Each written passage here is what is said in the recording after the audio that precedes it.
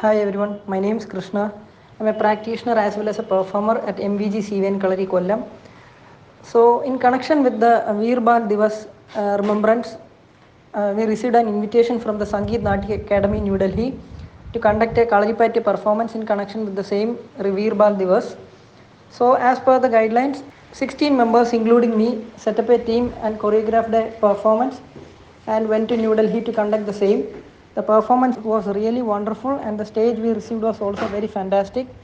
Even we had a very precious time with the Minister Smriti Irani. She shared her valuable thoughts and appreciations to us.